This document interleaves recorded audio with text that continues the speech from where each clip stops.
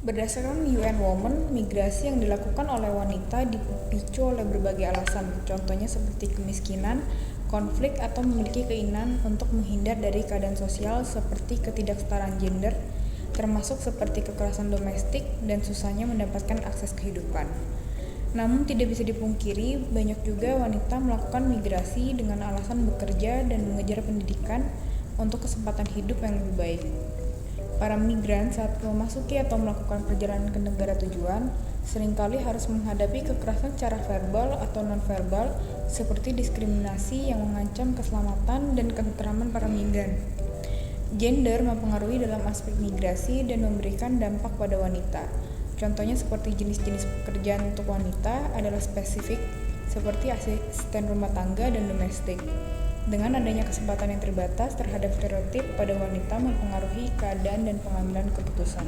Gender merupakan istilah penting dalam migrasi. Istilah ini telah digunakan untuk relokasi perempuan di luar dan di dalam negara mereka untuk perbaikan kehidupan serta hak-hak mereka. Penting untuk menyadari bahwa bagaimana migrasi dan gender saling mempengaruhi dan bagaimana mereka saling terkait dengan di sisi lain merespon dengan tepat. Dimensi gender merupakan karakteristik dalam migrasi. Migran perempuan sendiri merupakan tema yang memunculkan realitas eksploitasi perempuan melalui migrasi. Ada berbagai undang-undang dan perjanjian internasional tentang kerangka hukum bagi orang-orang yang berpindah. Namun, kerangka hukum tersebut tidak sesuai dengan isu-isu perempuan. Orang-orang yang berpindah telah dikategorikan sebagai pengungsi internal, migran ekonomi internal, migran internasional, pengungsi, atau pencari suaka. Negara harus memenuhi hak asasi manusia dan kewajiban perjanjian. Hukum hak asasi manusia internasional menegaskan hak untuk semua tanpa memandang status apapun. Perempuan dalam migrasi tidak menciptakan kekerasan, namun mereka hanya memperjuangkan hak-hak mereka. अनि म विदेश नजाने भन्दा नि आमाले चाहिँ पठाइदिनु भयो जानुपर्छ धेरै कमाउनुपर्छ भनेर चाहिँ पठाउनु भयो अनि साथीहरूसँग गयो साथीहरूसँगै नागरिकता बनायो सँगै पासपोर्ट बनायो अनि पछि जाने बेलामा एक्लै पर्यो म विदेश गएर चाहिँ घरको काममा भनेर पठाउनु भयो घरको काममै परेको थियो अनि म त कति गएर बस्ने अब केही आउँदैन काम गर्ने साथीहरू चाहिँ कोही पनि थिएन म एक्लै अनि त्यसरी 4.5 वर्ष कटायो 4 वर्षको सेलेरी मैले पुरा पठाइदिएँ आउँदाखेरि चाहिँ 10 रुपियाँ पैसा माग्दैन आमाले छैन भन्नुभयो कुन मेन्डी मान्छेहरूले नराम्रो गर्न थाल्यो के छोरीको जात हुर्केर बस्यो यस्तो त्यस्तो भनेर भन्न थाल्यो अनि थाहा पाउने हो यो नि विदेश गएर आओ भन्छ तर गएर के गर्ने मेरो गएको र नगएको एउटै menjelaskan mengenai faktor-faktor yang menyebabkan kekerasan terhadap tenaga kerja perempuan yang bermigrasi.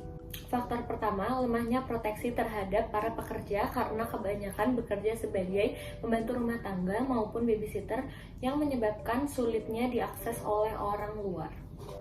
Faktor kedua, kurangnya pengetahuan mengenai tempat kerja. Kebanyakan bekerja di tempat yang disebut dengan 3D, dark, dirty, and dangerous yang menyebabkan banyaknya perempuan mendapatkan kekerasan seksual. Faktor ketiga, adanya status ilegal yang dimanfaatkan oleh atasan sehingga terjadi eksploitasi tenaga kerja.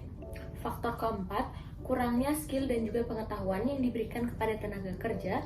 Hal tersebut membuat kekerasan lebih tinggi untuk dialami. Dengan jumlah yang tidak sedikit, para pekerja migran baik wanita maupun laki-laki mempunyai tujuan ataupun latar belakang yang mirip, namun berbeda dengan pekerja wanita yang kerap menerima perbedaan dan perlakuan tidak adil menurut dasar norma dan budaya sosial dibandingkan dengan pekerja migran laki-laki. Terlepas dari setiap alasan para pekerja migran, setiap orang dengan gender apapun merasa berhak untuk mendapat perlakuan yang sama.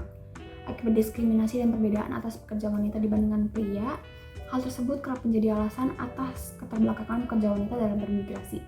Tentu untuk mendorong dan mengatasi ketimpangan tersebut, menurut UN Women dibutuhkan lebih banyak representasi wanita untuk menciptakan rasa aman bagi sesama wanita dalam perjalanan bermigrasinya. Selain itu juga dibutuhkan perlindungan atas pekerja migran, khususnya wanita yang masih terbatas untuk menghindari terjadinya perlakuan yang tidak adil hingga kejahatan yang berbasis gender dalam dunia kerja. Dari penelitian ini, kelompok kami telah mengambil kesimpulan bahwa migration dan gender merupakan dua aspek sosial yang seringkali bersinggungan. gender telah menjadi salah satu aspek atau faktor dan karakteristik yang paling penting dalam berjalannya proses migrasi. Selain itu, kelompok kami juga telah menemukan bahwa migran perempuan memiliki kemungkinan yang lebih tinggi untuk dieksploitasi dan juga mengalami diskriminasi di dalam field of work mereka masing-masing. Mengapa? Karena, pertama, selain dikarenakan hukum hak asasi manusia untuk para migran yang termasuk masih sangat rendah dan terbatas, tetapi juga adanya ketidaksetaraan gender yang tentu saja masih sangat nyata di dalam industri migran. Maka dari itu, sangat diperlukan solusi untuk permasalahan ini.